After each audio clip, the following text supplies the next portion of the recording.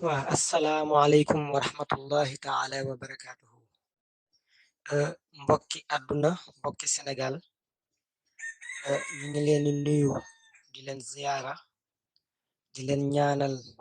yàlla defal leen ngeen fekkee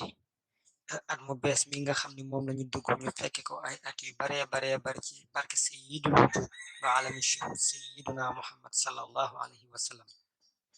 Kon bu ko defee comme am nañu ndigal ci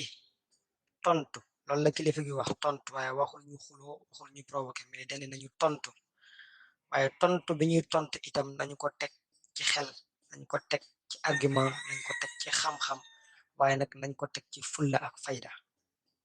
te bañ a tontu rek pour tontu bu ko defee kooku ñuy wax Abu Sarr di Abdou Rahman Sarr si bi nga xam ni moom la Seyid Cheikh Ahmed Tidiane si tuddee Serigne Abdourahman Sarr te ñu gën koo xamee ñun ci turu Abu Sarr wax yi mu wax ci RFM matin ci suba moom lañu bëgg fesel ci mboolem kuy nit ci àdduna nga xam ni rek waxam jooju ay wax la yu amul benn pertinence ay wax la yu amul benn cohérence ay wax la yoo xam ni dara dara du ci dëgg fi mu njëkk rek moom Abu Sarr mooy li mu wax ni sëriñ bi woote Ashura waxtaanewul ak njabootam lu dul di leen wax ni waxtaan bi du waxtaanu diine la du waxtaanu diine waaye defante la mu ne wàcc na yoonam ma di ko fàttali moom Abu Sarr ne ko na dawal xelam ca waxtaan ya ay baayam defoon ay magam def ko ca esat ba keroog ba ay baayam jëlee kaddu wax pour défendre Serigne Cheikh Ahmed Tidiane Sy keroog ba Serigne Pam Malik jëlee kaddu wax pour défendre Serigne Cheikh Ahmed Tidiane Sy keroog bi Serigne Abdou Aziz Sy Al Amin jëlee kaddu wax ngir défendre Serigne Cheikh Ahmed Tidiane Sy keroog bi Serigne Moustapha jëlee kaddu wax ngir défendre Serigne Moustapha Sy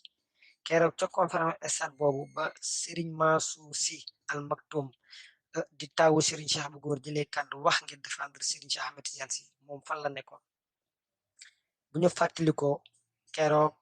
la Serigne Cheikh wax ba wax ni bu ñu wattuwul nag ay ñaf xoon moo ci topp ba mag ñu bari ñoo teewoon ca conférence ba parce que stade la ko defee woon jël seeni kurus di wërd ay ñaf xoon keroog boobu moom fan la nekkoon te waxtaan woowu nga xam ni ci stade lañ ko defee mu fees jël lan moo tax waxul ni kon keroog ay baayam ay magam wàcc nañu yoon ca waxtaan woowu parce que nag toute chose à son temps tout temps à sa chose lépp loo gis rek dafa am waxtu kon loolu laa koy wax ci point bu njëkk boobu ana lan moo tax Serigne Moustapha woo njabootam nee na waxu leen dara lu dul tey waxtaanu defante la kon bu defee loolu wàcc na yoonam wàcc na yoonam na delloo xelam ca waxtaan conférence ba ñu organisé woon ca stade ba te boobu régime bi ak yenn mag yi ci réew mi di dal ci kaw Serigne Cheikh ba mu jéggi dayo ay baayam ak ay magam taxaw défendre Mame Cheikh ba papaam jëlee parole wax ba ne bu ñu maytul nag ay ñaf xoon la loolu la Mame Cheikh wax ba mag ñu bari jël seen kurus di wér di ñaf xoon lan moo tax waxul ni booba ñooña wàcc nañ seen yoon bi ci des moom Abou Sarr ba tey ci kàccam yooyu mu wax ni li indi problème bi mooy bi Serigne Moustapha nekkee prison ñoom dañ koo seeti mook ay sëriñ bi ne leen yóbbante leen ci Serigne Cheikh ne leen dafa bëgg Serigne Cheikh jox ko la ko Mame Babacar joxoon moom Serigne Cheikh bi ñu ñëwee wax ko Serigne Cheikh Ahmed Tidiane Sy ne duma ko def ndax Moustapha dafa bëgg ma jiital ko teg ko ci kaw Serigne Pam Malick Sy ak Serigne Mansour mi magam te loolu duma ko def li mu bëgg mooy ma wax Pam Malick Sy ak Serigne Moustapha mi magam ne leen topp leen ci ginnaaw Moustapha ne loolu duma ko def man ma fàttali ko moom Abou Sarr ne ko Serigne Moustapha kañ lañ ko dencoon prison loolu sénégalais yëpp xam nañ ko àdduna bépp xam nañ ko Serigne Moustapha 93 la nekkoon ci prison bi léegi ginnaaw 93 à partir de 95 ba 2011 bi Serigne Cheikh mujjee génn publiquement seede yi mu seedeel Serigne Moustapha seedeel ko njabootam bu fekkoon ni loolu mu wax dëgg la kon Serigne Cheikh du génn def seede yooyu ci ginnaaw gi moo tax ñu ne wax ji mu wax amul benn cohérence amul benn pertinence ndax bu ñu fàttalikoo jotaay bi amoon ca foire après l'emprisonnement de Serigne Moustapha Sy Serigne Cheikh toog na njabootam ñépp toog mu wax ni Serigne Moustapha Sy tey jii duma nangu ngay sacrifier sa bakkan yow nga joxe sa bakkan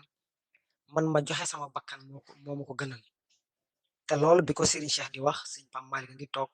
Serigne Sy Mansour ngi toog ay frère Mame Maodo ngi toog ay frère am ñëpp a ngi toog ci même jotaay boobu la Serigne Cheikh waxee woon ni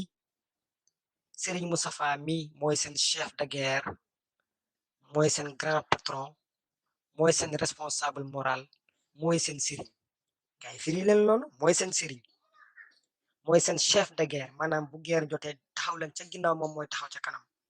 mooy seen grand patron moom mooy seen responsable moral mu waxaat ca Ndar moom Serigne Cheikh ni ay njaboot ñi ngi ñëw di ma laaj nan la ñuy def ci wàllu politique nee na mënu leen loolu bu leen ma ko laaj leen ko seen responsable moral Serigne Moustapha Sy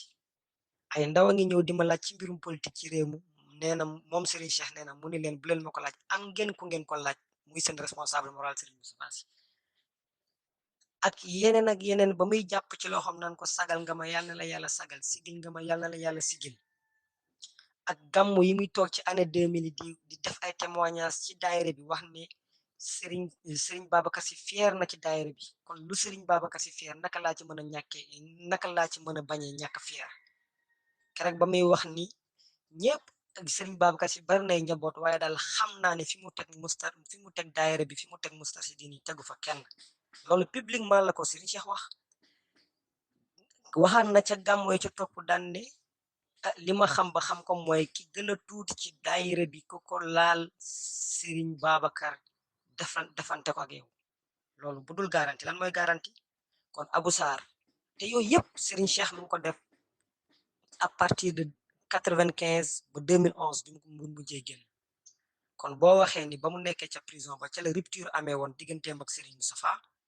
yaakaar naa ni war ngaa seetaat yàlla ci li ngay wax yow Abou Sarr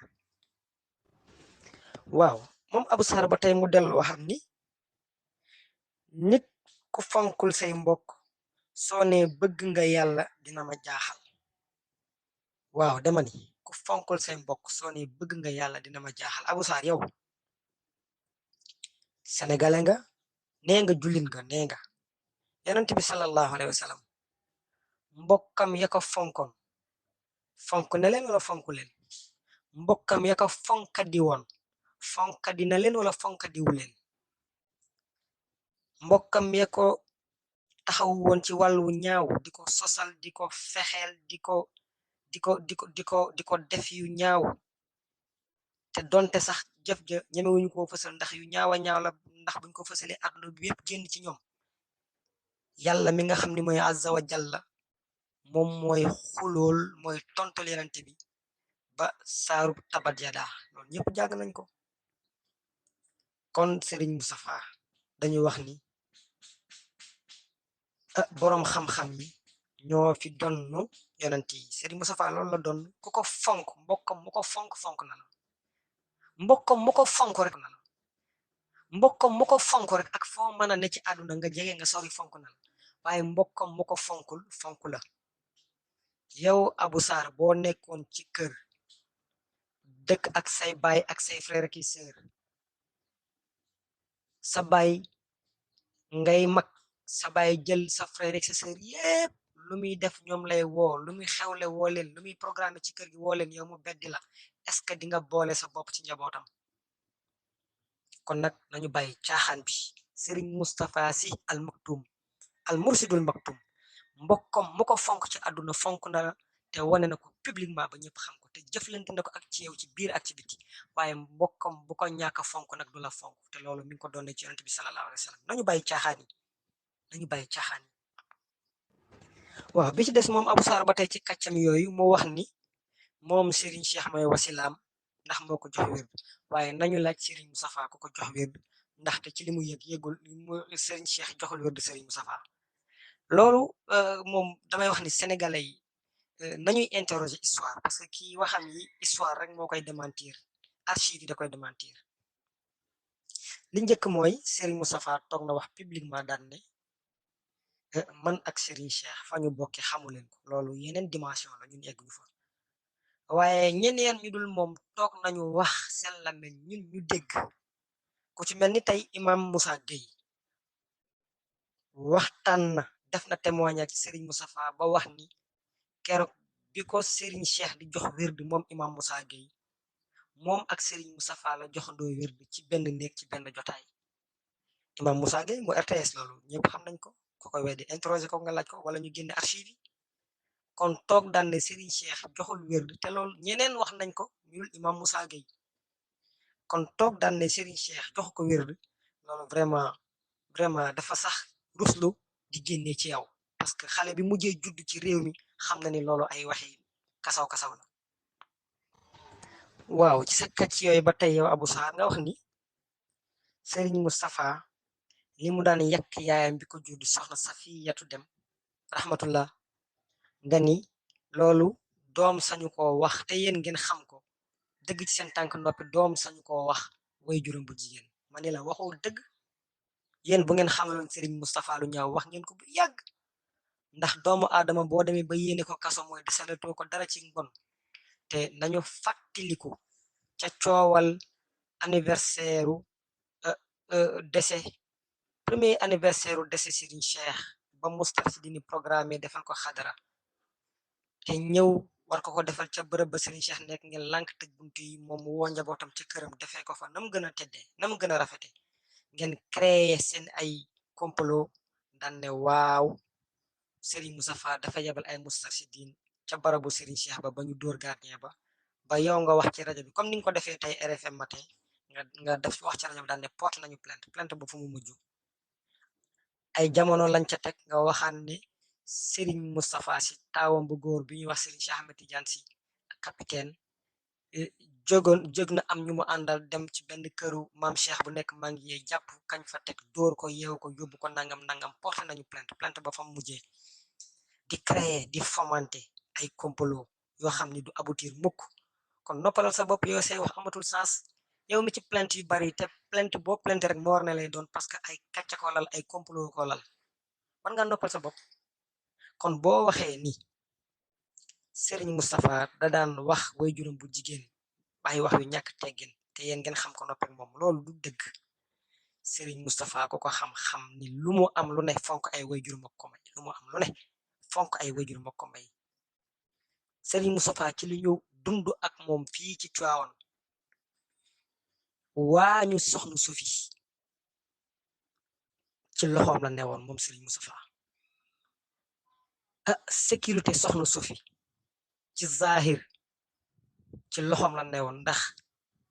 bi soxna Sofi di dund bis bu ne ba ngeen demee këram gi nekk ci kër sëñ Babacar si ci suuf taax mi ci suuf di ngeen fa fekk élément wu sécurité ak bu ne ba ngeen demee këram gi nekk ci kër sëñ Babacar si ci suuf taax mi ci suuf di ngeen fa fekk élément wu sécurité ak élément organisation yu daa'iratul Moustarchidine Moustarchidaat ñu ne fa ngir taxaw di jàppale soxna Sofi ci lépp lu mu soxla ci këram man mii di wax ak yéen bi ma mujjee gisante ak soxna Sofi dem rahmatullah ci kër Serigne Moustapha la woon ca Ndakaaru soxna si yaramam xaw a sutante Serigne Moustapha ni indil leen ma ko ñu indi ko Ndakaaru ca këram gi ci Yoof maa ngi koy fàttaliku bu baax keroog laa mujjee tegoo loxo ak soxna Sofi keroog la jël loxoom yu tedd yu sell yooyu teg ko sama bopp bi sedd buy mel ni glace lañ ci teg loolu duma ko fàtte mukk sama dund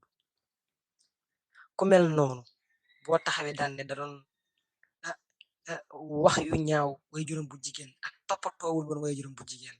loolu ki mujjee juddu Tiwaawan moo lay démentir yow waxuloo dëgg Abou Sarr bi ci des yow Abou Sarr ba tey sa kàcc yi nga wax ni Serigne Moustapha si xamul fu ñu denc yaayam ndax tapis bi nga xam ni moom lañu lal ci bërëbu yaayam ak yang ca teg yëpp. waa mais mbokk yi interrogeons l'histoire archive yaa ngi fi nañ ko génne. Serigne Moustapha Sy bi soxna Sofi dem génne àdduna moom moo ñëw taxawu ko ci taaw bu góor ndax magam Serigne Mansour nekkul ci réew mi kenn sañul denc soxna Sofi dem te Serigne Moustapha teewul ndax mooy taaw bu góor ak ay rakam. kon keroog bi Serigne Pape Malick di jullee soxna Sofi dem ba biñ koy denc ci bàmmeel Serigne Moustapha ngi taxaw toppatoo ko jullee ko denc ko ci bàmmeel toog Tiwaawoon recevoir njaal yi juróom-ñaari fan yi jàll muy doog a dellu Ndakaaru loolu ñëpp ngeen fàttaliku vidéo yaa ngi fi archive yaa ngi fi bu ngeen fàttalikoo sax li tax mu kàccam yi flagrant mooy keroog bi Serigne Pam Malick di échanger ay wax ak Serigne Abdul Aziz Sy Al Amin ca dëj ba loolu ñëpp ngeen fàttaliku ba Serigne Moustapha ak Serigne Habib bu Serigne Mansour jóg di tempéré di leen dalal loolu barki démb la yàggul dara kon boo waxee ni kooku xamul fu bàmmeelu yaayam nekk ci Tiwaawan kàcc yu gën a forox gi yooyu kàcc man musuma koo dégg ci samay nopp kon nag Abou Sarr adada comprendre nañ la nag dangaa nekk ci logique gu xuloo mais buy xuloo aussi nga wax dëgg li ngay wax dara amu ci lu ci des yow Abou Sarr ci sa kàcc yi ba tey nga wax ni li sëriñ bi wax ci sa wayjur bu jigéen ndax dafa nekk ci néew bu bàmmeel bu tooy xëy na loolu moo la metti comprendre nañ la ci logique parce que ku ñu tudd sa wayjur nga jóg mais aussi booy xuloo nga xuloo teg ko ci ay wax yu dëggu ay wax yoo xam ni dëgg la mais Abou Sarr yow soxna Kiné Sy mooy seen taawu kër ci sa côté yaay soxna Ayda Dem mbokk yi fàttaliku leen kër Jëmb Njaay bi mujjee am soxna Kiné Sy ana lan la fa waxoon Serigne Moustapha parce que bu ñu fàttalikoo te soxna Kiné Sy boobu moom mooy taaw soxna Ayda Dem moom mooy magu ñoom Abou Sarr ñi di wax ñi yépp li mu témoigné Serigne Moustapha dem ba naan Serigne Moustapha man bu ma la gêné waxal li nga bëgg a wax suñu côté wayjur bu jigéen man bu ma la gêné waxal li nga bëgg a wax nañu fàttaliku aussi audio bu 9 minutes bi nga xam ni Abou Sarr mi di wax tey rakkam bu góor di Serigne Abdou Aziz Sy Al Amin Maktoum bi nga xam ne moom la Serigne Cheikh tuddee Serigne Abdou Aziz Sy Al Amin te nga xam ne moo nekkoon invité Serigne Moustapha ci gàmmu gi ñu génn ca at la ko jiitu gàmmu gi at génnewoon na fi ab audio wax façon bi nga xam ni moom la seen wayjur nekkee ak ñoom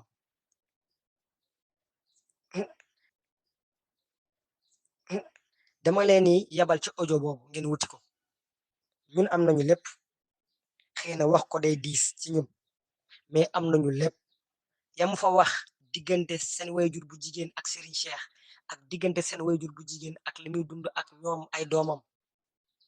loolu rakku Abou Sarr moo ko wax di Serigne Abdou Aziz Sy mi Serigne Cheikh tuddee Al Amin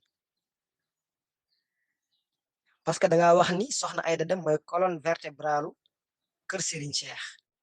waaye laaj leen mag ñi ana lan moo jëlee soxna Ayda Dem ci kër Serigne Babacar Sy ndax moom ak soxna Sofi Dem ñoo nekkoon ci kër gi fii Serigne Cheikh nekk Ndakaaru nekk ci ay activité di dem ak a ñëw ana lan moo jëlee soxna Ayda Dem ci kër Serigne Babacar ak bëccëg ba ko mag ñi taxañale ay bagage am ne ko mënatoo fay nekk ak ñun demal xaar Cheikh Tidiane Dakar loolu lu ko waraloon yow Abou Sarr sa rakk ji nga bokkal ndey ak baay wax na ni sa wayjur bu jigéen mësul respecté Serigne Cheikh Ahmed Tidiane Sy dem na ba Serigne Cheikh Ahmed Tidiane Sy tëju nangu mere ko ba tëju nangu ko recevoir ba moom mu dem ba yëfee yàgg ba mu jaaxle ba bind ko lettre Serigne Cheikh tontu ko ca lettre ba nangu ko sax recevoir pour waxtaan ak moom ca la bind ci lettre ba mais da ko tontu ca gannaaw lettre ba ne ko tu n'es pas le nombre du monde ne ko soxna Ayda yow du yow nekkoo jumbaxu àdduna bi ça veut dire quoi ça veut dire que ni tu n'es pas le centre du monde yow nekkoo ki ëpp solo ci àdduna bi sa rakk mooy wax boo bokkal ndey ak baay moo seede loolu mu wax ni soxna Aida Dem yamu daan def Serigne Cheikh c'est extrêmement grave loolu sa rak boo bokkan soxna Aida Dem moo ko wax mu wax ni moom Serigne Abdou Aziz Sy bu Serigne Cheikh Ahmed Tidiane Sy Al Maktoum mu wax ni problème yooyu ba mu amee moom moo ñëw sa yaay wan ko lettre bi ko sa góor gi bind mu fexe def tout ba gisante ak góor gi ci néegam góor gi recevoir ko ci néegam mu négocier ba góor gi nangoo jéggale pour bàyyi mu sedd mu ne lan moo tax sa doom yi nga xam ne ñoom nga jël teg ko ci kawam moom def leen ay buur teg leen ca kaw asamaan te li ko waral mooy dañ lay may weccet te weccet woowu ñu koy may ñu ngi ko jëlee ci marché yi nga xam ni moom la leen Macky Sall di jox ñu fàttali ko Abou Sarr entrepreneur la boo xam ne yëngu ci wàllu affaire énergie ay affaire lampe éclairage ñu fàttali ni Abou Sarr moomu en 2013 état bi jox na ko marché 8,05 milliards ci problème ci marché lampe éclairage public région de Kolda ak ci dans le sud loolu aussi dañuy génne image yi dañuy génne archive yi mi ngi fi kon bu Abou Sarr waxee loolu lu wér la soxna Aida Dem ñu laaj ko ba tey ana lan moo tax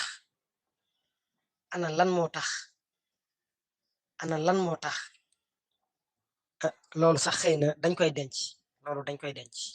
loolu moom bàyyi leen ñu denc ko parce que comme tontu du forox te sëriñ bi waxul ñu xuloo waxul ñu provoqué mais ñu tontu la wax kooku dañ koy denc parce que armes yi gën a garaaw dañ koy denc. waaw ba tey Abou Sarr daal di wax ni en 2012 bi ñu jógee ci gàmmu 2012 ñu fàttali mbokk yi ne gàmmu 2011 la Serigne Cheikh mujjee génn ñëw champ de course gàmmu 2012 yaramam su tante mu yabal Serigne Pam Malick Sy rahmatullah ne ko demal ngay wéttali Serigne Moustapha ca champ de course moom nee na 2012 Serigne Cheikh dafa dàq Serigne Moustapha génne ko këram loolu la wax ñu fàttali mbokk yi ne kër googu muy wax Fann Résidence Serigne Moustapha dëkku fa dëkkul ak ñoom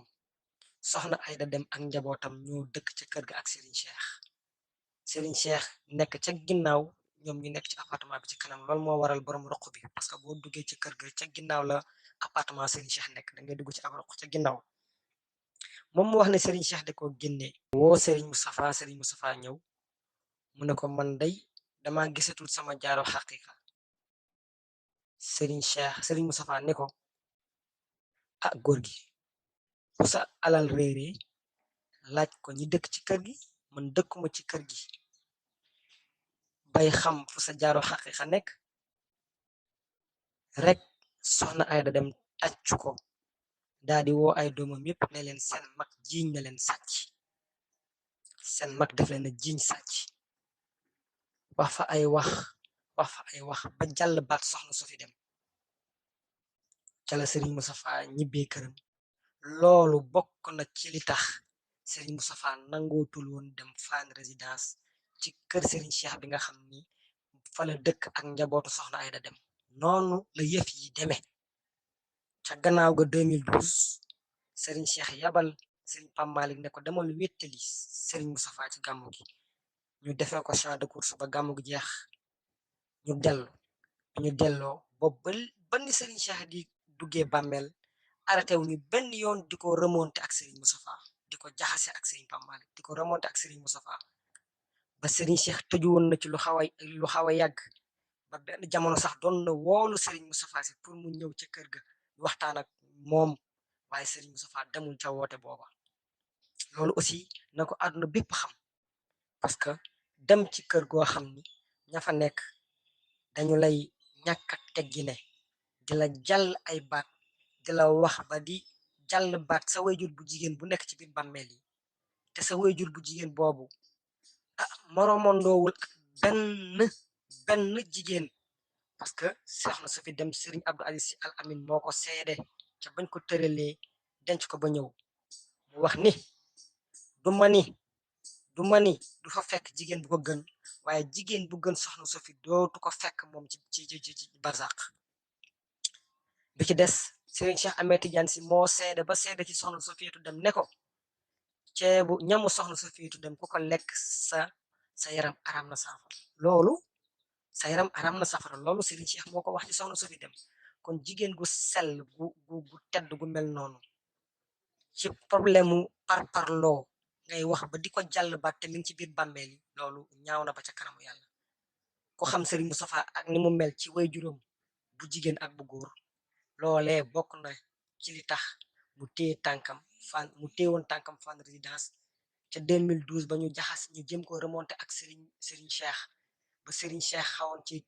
tëju woon ci ginnaaw gi muy woolu Serigne Moustapha wuy jiwu ko loolu aussi na àdduna bépp xam ni lenn la ci li taxoon Serigne Cheikh ba teewoon tànkam Fann Résidence loolu aussi na ko nit ñi xam bi ci des na àdduna bi nañu interroger histoire xam nga Serigne Moustapha ñi suivre itinéraire am ñi suivre jaar-jaaram ay kàccoor ak waxkatu lu dul dëgg bu mel ni Abou Sarr mën na leen a nax ba tax ñuy gëm li muy wax ni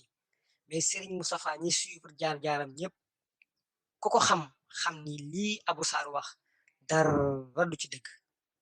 amul dara lu ci nekk dëgg waaye nag dafa nekk ci logique gu xuloo ak logique gu riposte on comprend mais booy xuloo ak di riposte aussi li ngay wax nga teg ko ci teguwaay waaye wax ba noppi ki mujjee judd ci àdduna bi te xam kër Serigne Cheikh miin Tiwaawan ni muy doxee xam na ne li ngay wax buñ ko démonté benn par benn amul dara lu ci nekk dëgg loolu dafa ñaaw ci asgor war koo def loolu lañ ñëwoon te li ñu wax ni am na ay seede archive yaa ngi fi vidéo yaa ngi fi conférence yaa ngi fi gàmmu yaa ngi fi seede sëñ Pam Malick ñi ngi fi seede sëñ Abdou Aziz Al Amini ñi ngi fi seede Mam Cheikh Ahmed Tidiane Sy yi mu seede ci daayira bi seede ko ci Serigne Moustapha ñi ngi fi te yooyu yëpp ñu ngi ko def ginnaaw prison 93 bu Serigne Moustapha kon bu waxee ni à partir de 93 la rupture am digganteem ak Serigne Cheikh non vraiment y a de quoi avoir peur Abou Sarr man je pense que da nga feebar tu dois te soigner da nga war a dem faju ji da nga feebar